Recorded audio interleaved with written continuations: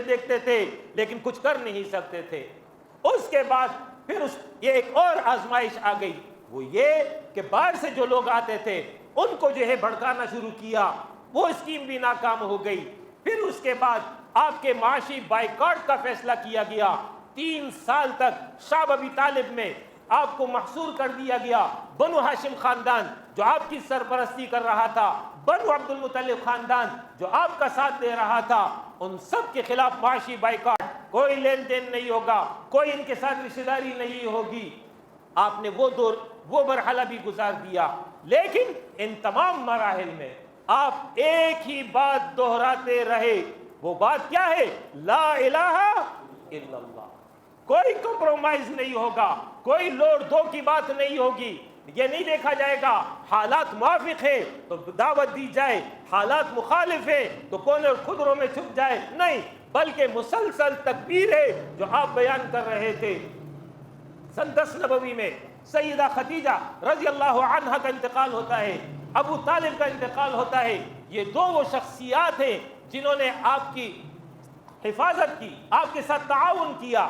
گھر میں سیدہ خدیجہ آپ کو حوصلہ دیتی، ہمت باندھتی، باہر ابو طالب آپ کی سرپرستی کر رہے تھے۔ جب دونوں شخصیات ایک ہی سال میں رخصت ہو گئی، آپ نے اس سال کو عام الحزن قرار دیا، غم کا سال ہے۔ میں دیکھتے تھے لیکن کچھ کر نہیں سکتے تھے۔ اس کے بعد پھر یہ ایک اور آزمائش آ گئی، وہ یہ کہ باہر سے جو لوگ آتے تھے ان کو جو ہے بھڑکانا شروع کیا، وہ اسکیم بھی ناکام ہو گئی۔